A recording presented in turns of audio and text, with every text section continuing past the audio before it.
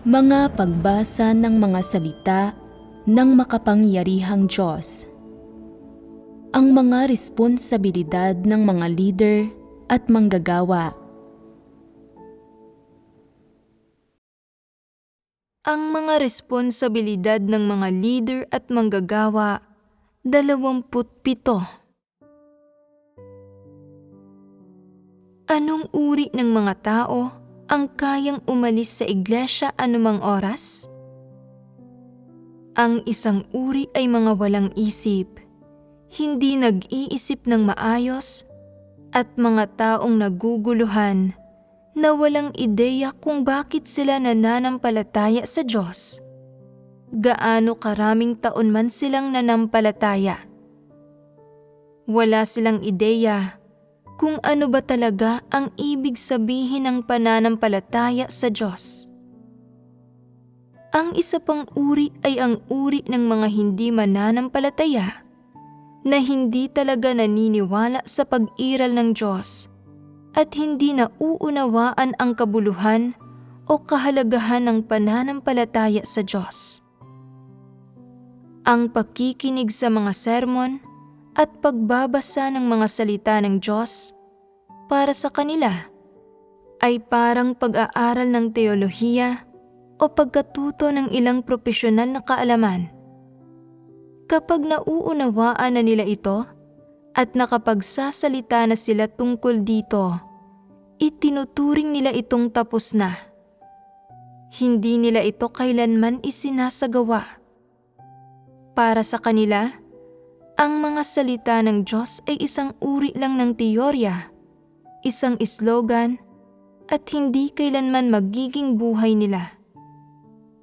Kaya, para sa mga taong ito, ang anumang nauugnay sa pananampalataya sa Diyos ay hindi pumupukaw ng kanilang interes.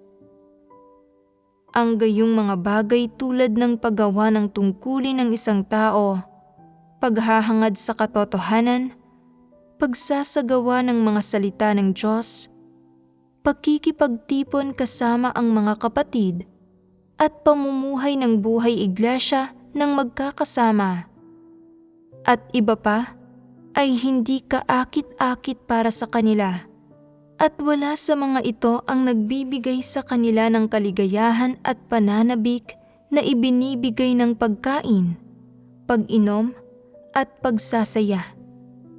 Sa kabilang banda, nararamdaman ng mga taus-pusong mananampalataya sa Diyos na ang makasama ang mga kapatid para magbahagi na ng katotohanan o mamuhay ng buhay iglesia ay palaging nakapagdadala sa kanila ng mga benepisyo at pakinabang. Bagaman minsan ay nahaharap sila sa panganib at pag-uusig, o nakikipagsapalaran sa pangangaral ng Ebanghelyo at pagtitiis ng ilang paghihirap sa paggawa ng kanilang tungkulin. Anuman ang mangyari, nagtatamo sila ng pangunawa sa katotohanan at nakakamit ang resulta ng pagkilala sa Diyos sa pamamagitan ng pagtitiis sa paghihirap at pagbabayad ng halaga.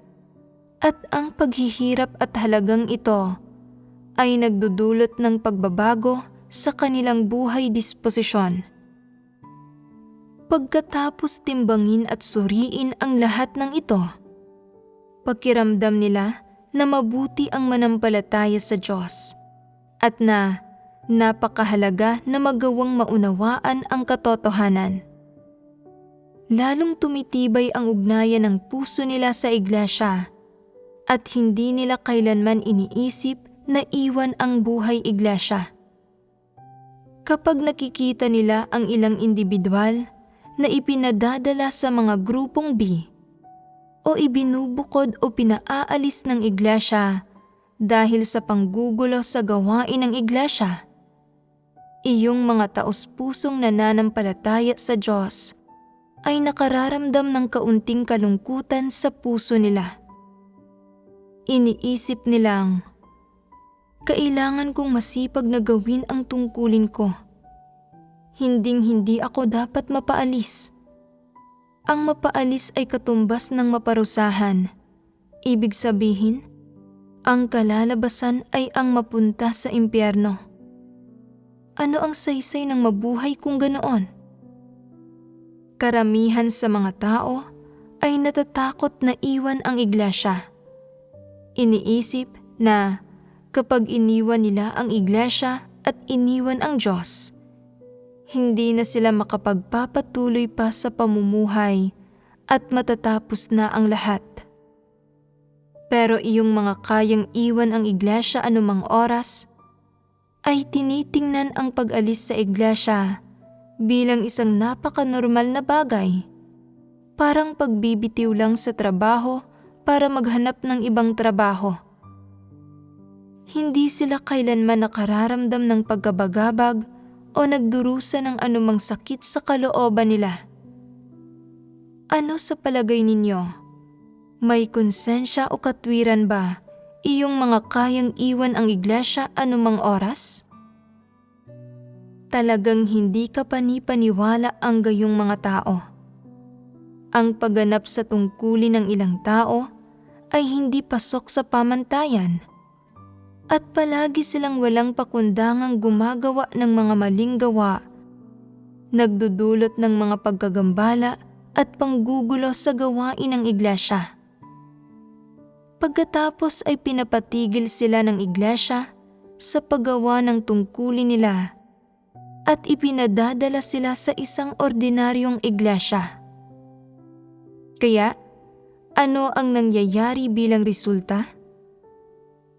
Kinabukasan mismo, parang ganap na ibang tao na sila, nagsisimula ng bagong buhay. May iba na nagsisimulang makipag-date at magpakasal. May iba na nagsisimulang maghanap ng trabaho. May ibang pumapasok sa kolehiyo. At may iba ring nakikipag-ugnayan muli sa mga dating kaibigan. Bumubuo ng mga koneksyon at naghahanap ng mga oportunidad para yumaman.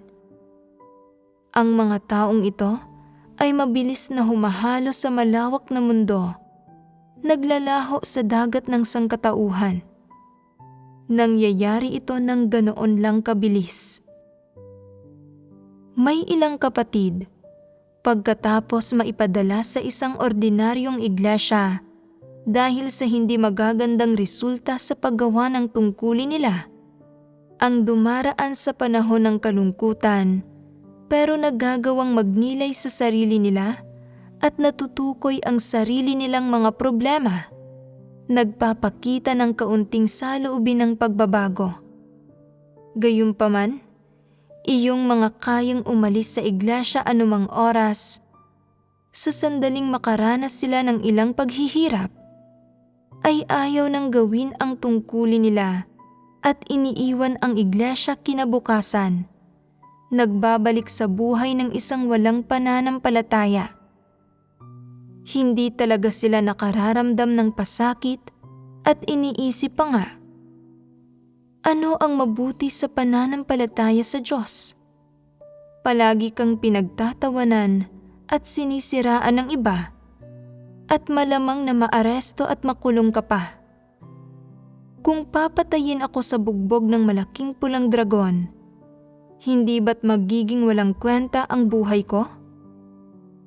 Nagtiis ako ng napakaraming paghihirap sa pananampalataya sa Diyos nitong mga nakaraang taon. Pero ano ang nakamit ko? Kung hindi ako nanampalataya sa Diyos, baka naging isa na akong opisyal, kumikita ng pera, at namumuhay sa katanyagan ngayon. Pagkatapos manampalataya sa Diyos hanggang ngayon, nakararamdam pa nga ako ng pagsisisi. Kung alam ko lang na magiging ganito, matagal na sana akong umalis. Anong silbi ng pag-unawa sa katotohanan?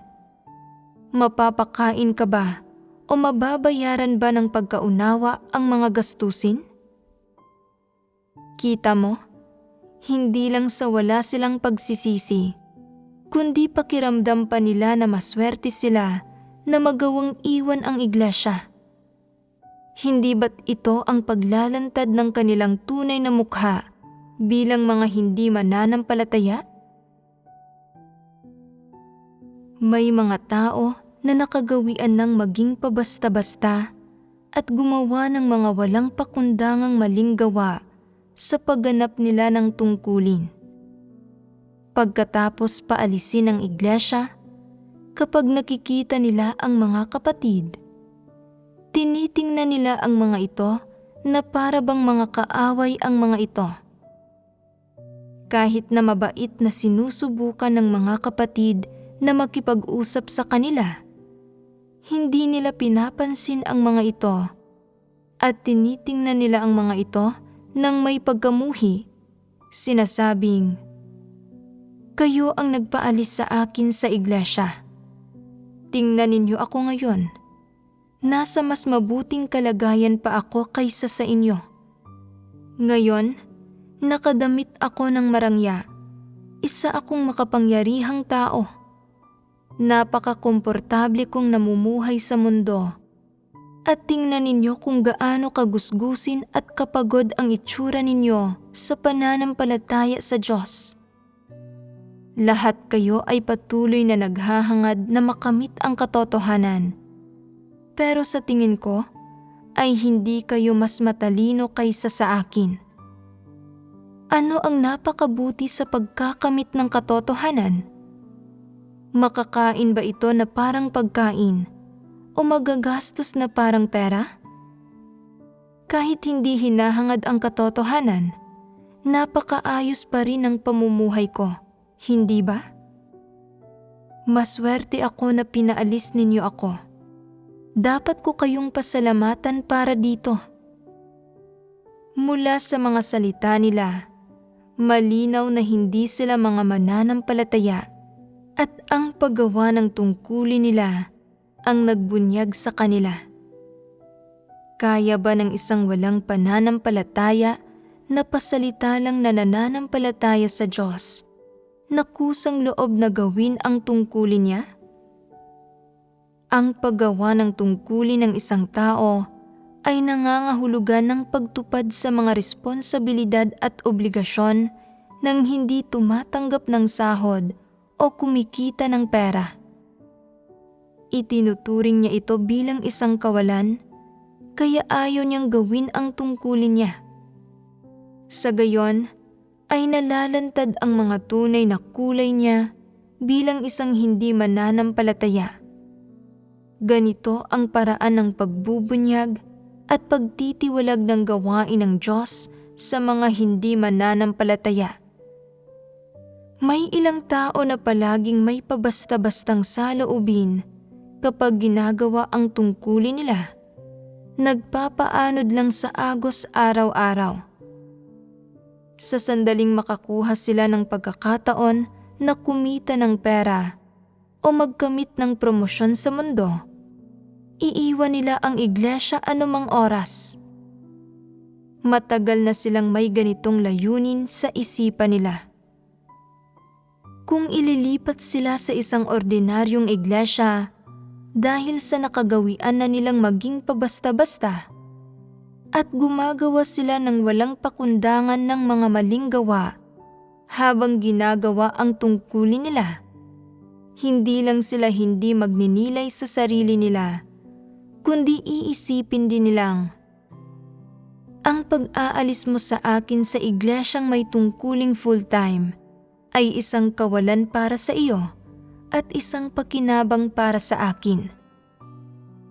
Sobrang nalulugod pa nga sila sa sarili nila. Hindi ba't mga hindi mananampalataya ang gayong mga tao? Sabihin ninyo sa akin, para sa mga hindi mananampalataya na inalis dahil lubos nilang ginambala at ginulo ang gawain ng iglesia sa pamamagitan ng mga walang pakundangang paggawa nila ng mali, naaayon ba sa mga prinsipyo na alisin sila ng ganito ng sambahayan ng Diyos? Ganap na naaayon ito sa mga prinsipyo. Hindi ito pang-aagrabyado sa kanila kahit kaunti. Ang saloobin nila sa Diyos at sa paggawa ng tungkulin nila ay gayon, na kaya nilang abandonahin at ipagkanulo ang mga ito anumang oras. Sapat na ito para patunayan na wala silang anumang interes sa mga positibong bagay sa puso nila. Napakaraming taon na nilang nananampalataya sa Diyos at nakapakinig na sila sa napakaraming sermon. Pero wala sa mga katotohanan ng pananampalataya sa Diyos o mga patutuong batay sa karanasan ng hinirang na mga tao ng Diyos ang makapagpapanatili sa puso nila. Walang kahit isa sa mga bagay na ito ang nakapupukaw sa interes nila, nakaaantig sa kanila o nakapagpapalapit sa kanila. Ito ang diwa ng kanilang pagkatao na wala talaga silang anumang interes sa mga positibong bagay. Kung gayon, saan sila interesado? Interesado sila sa pagkain, pag-inom, pagsasaya, sa mga kaligayahan ng laman, sa masasamang kalakaran, at sa mga pilosopiya ni Satanas. Lalo silang interesado sa lahat ng negatibong bagay sa lipunan. Sa katotohanan at mga salita ng Diyos lang sila hindi interesado. Iyon ang dahilan kung bakit kaya nilang iwan ang sambahayan ng Diyos anumang oras. Wala talaga silang anumang interes sa madalas na pagbabasa ng mga salita ng Diyos o madalas na pakikipagbahaginan ng katotohanan sa mga pagtitipon ng sambahayan ng Diyos. Lalo nilang inaayawan ang paggawa ng tungkulin at iniisip pa nga nila na hangal ang lahat ng gumagawa ng tungkulin nila. Anong uri ng mentalidad at anong uri ng pagkatao ito? Wala silang interes sa katotohanan o sa pagliligtas ng Diyos sa mga tao. At wala silang nararamdamang anumang kaugnayan sa buhay iglesia. Bagaman hindi nila hayagang hinusgahan o kinundina ang mga salita ng Diyos, nakinig sila sa mga sermon sa loob ng ilang taon nang hindi nauunawaan ng kahit kaunti ang katotohanan. Malinaw na ipinakikita nito ang isang problema. Walang tao na ayaw ang parehong positibong bagay at negatibong bagay ng sabay. Hanggat ayaw mo ng mga positibong bagay, magiging lalong interesado ka sa mga negatibong bagay. Kung lalong interesado ka sa mga negatibong bagay, tiyak na hindi ka magiging interesado sa mga positibong bagay. Ang ganitong uri ng tao ay walang anumang interes sa mga positibong bagay, kaya wala silang nararamdamang anumang pagkakaugnay sa sambahayan ng Diyos. Wala silang nagugustuhan o inaasam sa mga ito. Ang masasamang kalakaran ng mundo, ang pera, kasikatan at kapakinabangan, pagiging opisyal, pagyaman, at iba't ibang popular na maling paniniwala at panlilinlang ang siyang pinaka-interesado sila. Nakatuon ang puso nila sa mundo, hindi sa sambahayan ng Diyos, kaya't kaya nilang umalis anumang oras. Ang pag-alis sa sambahayan ng Diyos at pag-alis sa buhay iglesia ay hindi nagdudulot sa kanila ng panghihinayang, hapis o pasakit, kundi ganap na ginhawa. Iniisip nila, sa wakas, hindi ko na kailangang makinig sa mga sermon o magbahagi tungkol sa katotohanan araw-araw. Hindi na ako kailangang mapigilan ng mga bagay na ito. Ngayon, lakas loob na akong makapaghahangad ng kasikatan at pakinabang, makapaghahangad ng pera, makapaghahangad ng magagandang babae, at makapaghahangad ng aking personal na kinabukasan. Sa wakas, lakas loob na akong makapagsisinungaling sa iba at makapandaraya ng iba.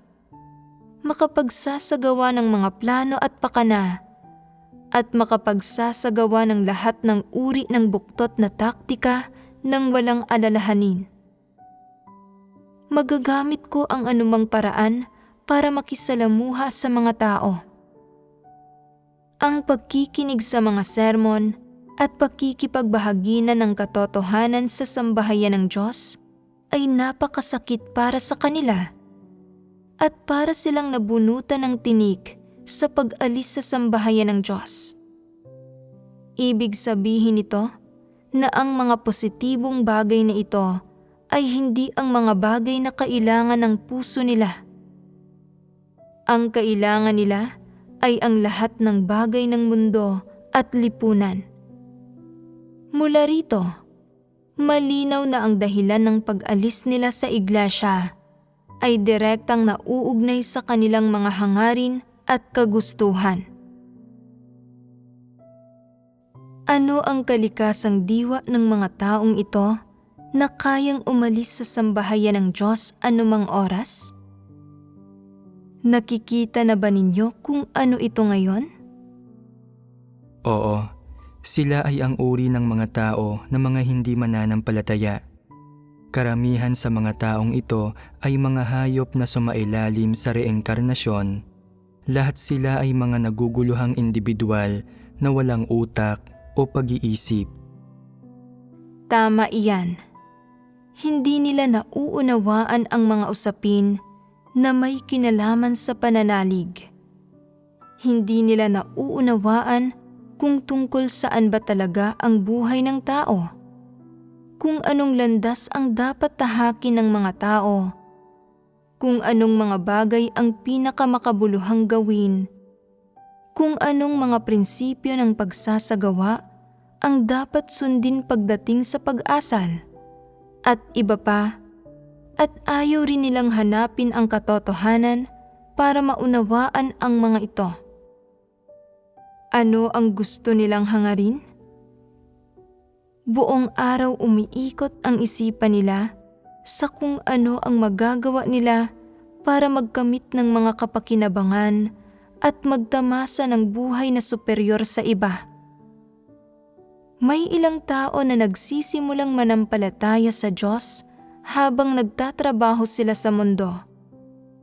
Pero sa sandaling itinalaga sila sa mas mataas na posisyon bilang supervisor o manager, o maging amo sila, tumitigil silang manampalataya. Kapag nilalapitan sila ng mga kapatid, sinasabi nilang, "Ngayon ako ay isang tao na may katayuan at reputasyon. May katayuan sa lipunan. Ang manampalataya sa Diyos kasama ninyo ay masyadong nakakahiya. Kayong lahat ay dapat lumayo sa akin at huwag na akong hanaping muli. Pwede ninyo akong tanggalin o patalsikin kung gusto ninyo. Ano't anuman, tapos na ang kabanata ko ng pananampalataya sa Diyos at wala na akong kinalaman sa inyo." Nakikita ba ninyo kung ano ang sinasabi nila?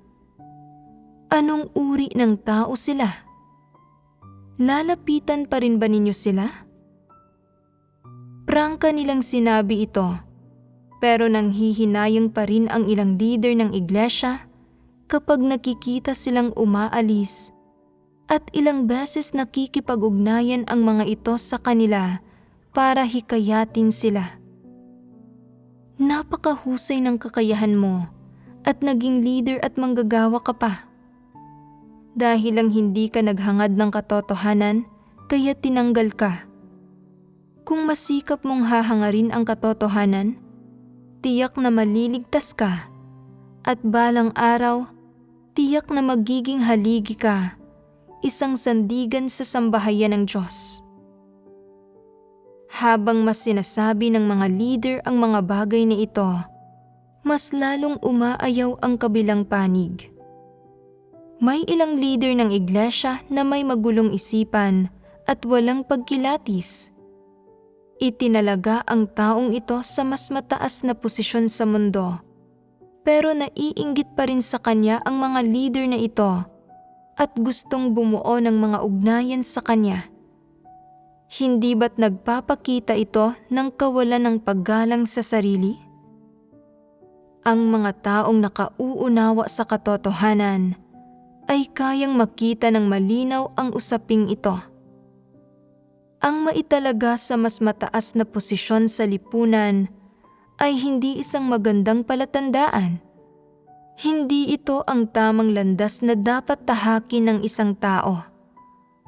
May ilang tao na tumitigil sa pananampalataya sa Diyos sa sandaling magkamit sila ng kaunting katayuan sa lipunan. Ibinubunyag lang sila nito at pinatutunayang hindi sila mga tao na taos-pusong nananampalataya sa Diyos o nagmamahal sa katotohanan. Kung mga taos-pusong mananampalataya sila, kahit pa itinalaga sila sa mas mataas na posisyon at may magandang hinaharap sa lipunan, hindi pa rin nila iiwan ang Diyos. Ngayong ipinagkanulo nila ang Diyos, kailangan pa ba ng iglesia na makipag-ugnayan at gumawa sa kanila? Hindi na kailangan dahil nabunyag na sila bilang mga hindi mananampalataya. Sa hindi pananampalataya sa Diyos, sila ang nawawalan. Sadyang wala silang pagpapala. Mga kaawa-awang nilalang lang sila. Kung ipipilit mo pa ring hikayatin sila na manampalataya sa Diyos, hindi ba't kahangalan iyon? Habang mas sinisikap mong hikayatin sila na manampalataya sa Diyos ng ganito, mas bababa ang tingin nila sa iyo. Iniisip nila na ang lahat ng nananampalataya sa Diyos ay mga tao na may mababang katayuan sa lipunan at na walang kakayahan. Kaya't lalo silang mapagmataas at nag-aakalang mas matuwid kaysa sa iba. Tinitingnan ang lahat ng tao ng may paghamak. Kung may sino mang nagpapakita ng malasakit o nag-aalala sa kanila, tinitingnan nila ito bilang pagtatangka na sumipsip sa kanila. Anong uri ng mentalidad ito? Kawalang kakayahan ito na tingnan ng tama ang mga kapatid.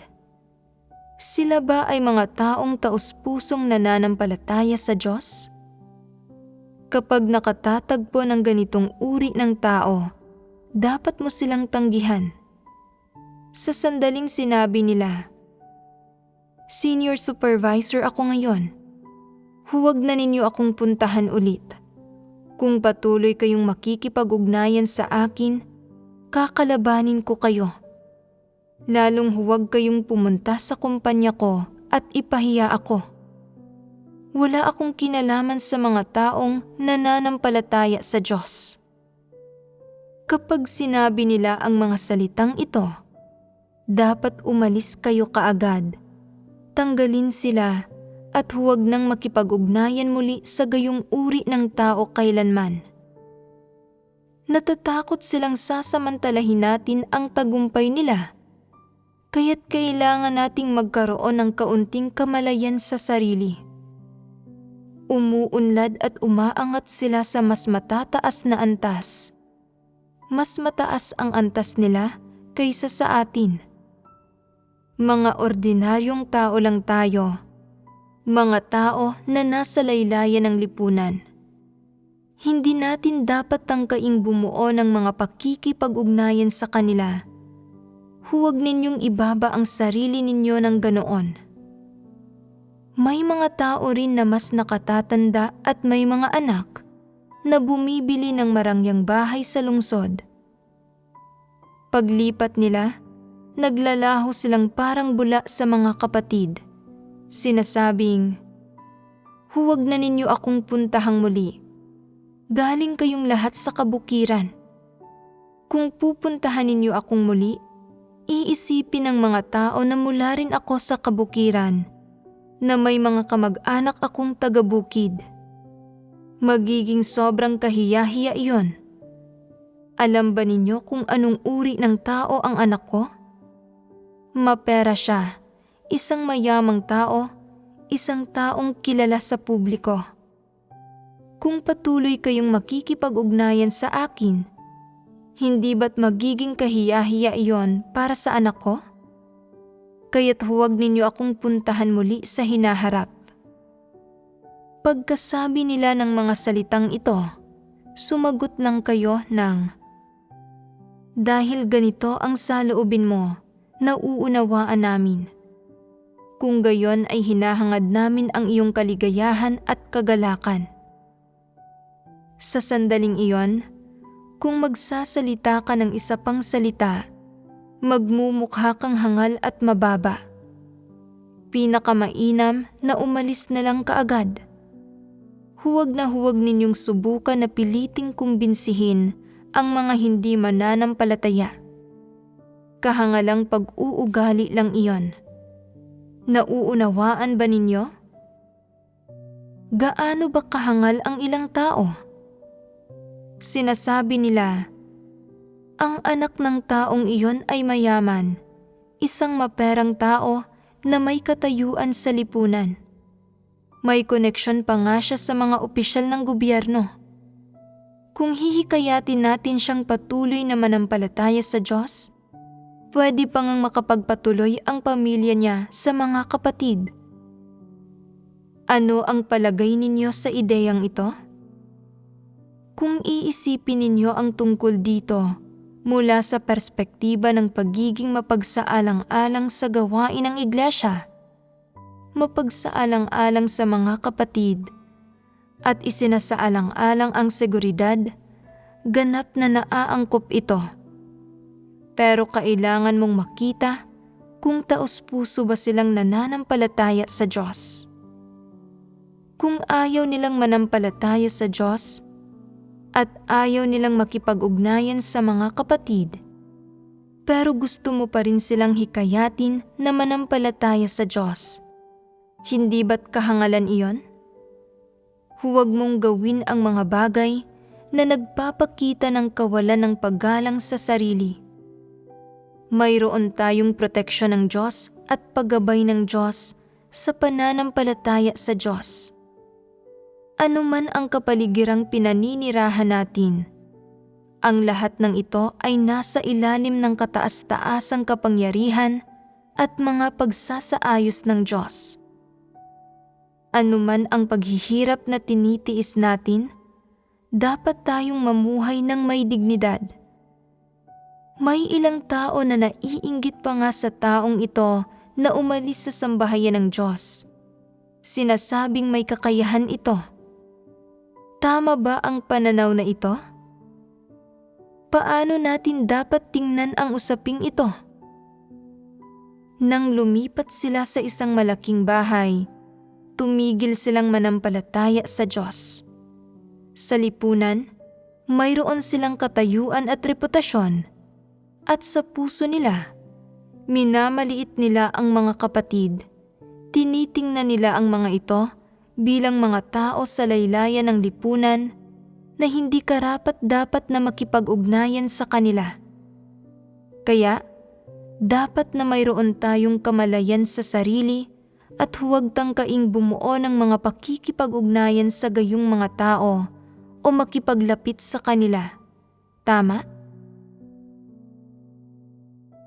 Para sa mga kayang iwan ang sambahayan ng Diyos anumang oras, sila man ay mga hindi mananampalataya o mga tamad lang, nananampalataya man sila sa Diyos para magkamit ng mga pagpapala o para makaiwas sa mga sakuna. Ano man ang sitwasyon, basta't kaya nilang iwan ang sambahayan ng Diyos anumang oras, at pagkatapos nilang umalis, inaayawan nila ang mga kapatid na nakikipag-ugnayan sa kanila. At lalo pang inaayawan ang tulong at suporta ng mga kapatid nagpapakita ng pagkamapanlaban sa sino mang nagbabahagi ng katotohanan sa kanila. Hindi kailangang bigyang pansin ang gayong mga tao. Kung matutuklasan ang ganitong uri ng mga hindi mananampalataya, dapat silang ilantad at paalisin kaagad. Pwedeng hindi mahal ng ilang tao ang katotohanan, pero gusto nilang maging mabuting tao at matamasa ang mamuhay kasama ng mga kapatid. Pinasasaya sila nito, at bukod pa riyan, iniiwasan nilang mamaltrato sila. Sa puso nila, alam nilang nananampalataya sila sa tunay na Diyos at handa silang masipag na magtrabaho. Kung may ganitong uri ng saloobin talaga sila, sa palagay ba ninyo ay dapat pa silang pahintulutang patuloy na gawin ang tungkulin nila? Kung handa silang magtrabaho at hindi nanggugulo o nanggagambala, pwede silang magpatuloy sa pagtatrabaho. Pero kung isang araw ay ayaw na nilang magtrabaho at gusto na nilang iwan ang sambahayan ng Diyos, sinasabing, "Lalabas ako para subukang magtagumpay sa mundo. Hindi na ako mananampalataya sa Diyos kasama ninyo." Hindi masaya rito, at minsan, kapag pabasta-basta ako sa paggawa ng tungkulin ko, napupungusan ako. Mahirap talaga rito. Gusto ko nang umalis. Dapat pa bang hikayating manatili ang gayong tao? Pwede lang natin siyang tanungin ng, "Napag-isipan mo na ba ito ng mabuti?" Kung sasabihin niyang, "Matagal ko nang napag-isipan ang tungkol dito," pwede mong sabihin, "Kung ganoon, hinahangad namin ang pinakamabuti para sa iyo. Ingat at paalam." Ayos ba ang ganitong diskarte? Sa tingin ninyo, anong uri ng mga tao ang mga ito? Sila ang uri na iniisip na nakahihigit sila sa ordinaryo at na nasusuklam sa mundo at mga gawi nito. Madalas na bumibigkas ng mga talata mula sa mga sikat na tao tulad ng, "Iwinawagayway ko ang aking manggas, ni ang manipis na ulap ay hindi ko mahahawi." Iniisip nilang pinanatili nilang dalisay ang sarili nila at hindi sila nababagay sa mundong ito, at gusto nilang makahanap ng ginhawa sa pamamagitan ng pananampalataya sa Diyos. Palagi nilang nakikita ang sarili nila bilang isang ekstraordinaryong tao. Pero sa katunayan, sila ang pinakakaraniwan sa mga tao, nabubuhay para lang sa pagkain, pag-inom at pagsasaya. Wala silang tunay na mga kaisipan at walang tunay na mga hangarin.